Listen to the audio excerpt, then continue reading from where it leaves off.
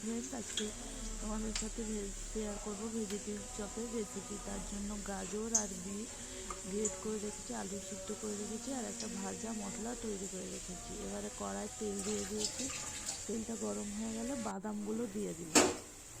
বাদাম ভেজে তুলে রেখে দিব।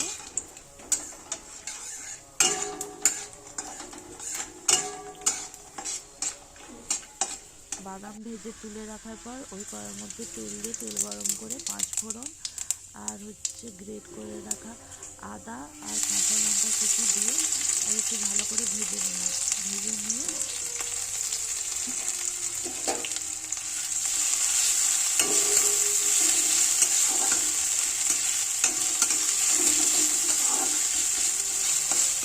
আদাটা আর কাঁচা লঙ্কা আর 5 ফোড়নটা ভাজা ভাজা হয়ে আসলে আগে থেকে যে রেখেছি গ্রেট করে বিট আর গাজর ওটা দিয়ে এটার মধ্যে কটা মটরশুঁটিও দিব। আপনারা চাইলে মটরশুঁটি নাও দিতে পারেন, আমি মটরশুঁটি দিয়েছি। আর নুন, হলুদ আর পরিমাণ মতন চিনিটা স্বাদের জন্য, আপনারা হয়তো চিনিটা নাও দিতে পারেন। তারপরে ওই মশলাটা ঢাকা দিয়ে সিদ্ধ হতে দেবো কিছুক্ষণ।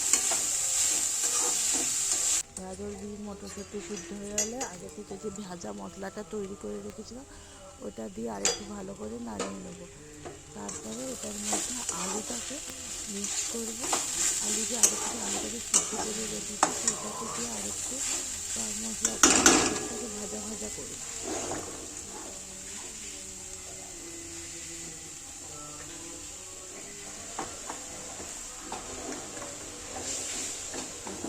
এবারে আলুটাকে দিয়ে দিলাম।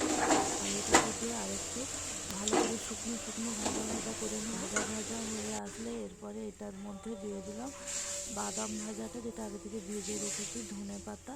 এবারে পুরটা ভালো করে ঠান্ডা হতে দেবো। পুর ঠান্ডা হয়ে গেলে ভেজিটেবল চপ আকারে সবগুলো সেভ করে নিলাম। এইভাবে প্রতিটা ভেজিটেবল চপের আকারে করে নিলাম। এরপরে এটার মধ্যে একটা ব্যাটার তৈরি করে রেখেছি, যেটার মধ্যে আছে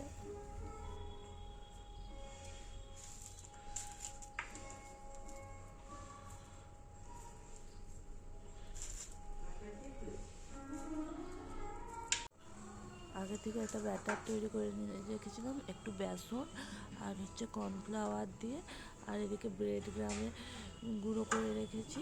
একটা ব্যাটারে চুবিয়ে ব্রেড গ্রামে দিতে হবে। আর আবার কিছুক্ষণ রাখার পর আবার একটা করে ব্যাটারে চুবিয়ে ব্রেড গ্রামে দিয়ে আধ ঘন্টা মতন ফ্রিজে রেখে দেবেন।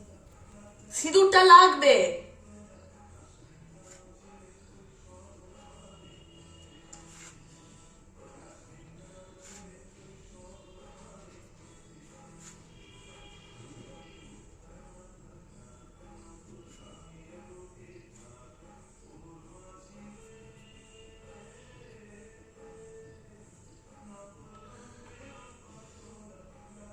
এইভাবে সমস্ত আমাদের ভেজিটেবল চপগুলো তৈরি হয়েছে। এরপরে কড়ায় তেল গরম করে নিয়েছি, তারপরে একে একে চপগুলো সমস্ত ভেজে তুলে রেখে নেব। এইভাবে আপনারাও বাড়িতে বানিয়ে দেখবেন, খেতেও সুন্দর হয় আর ভালোও হবে।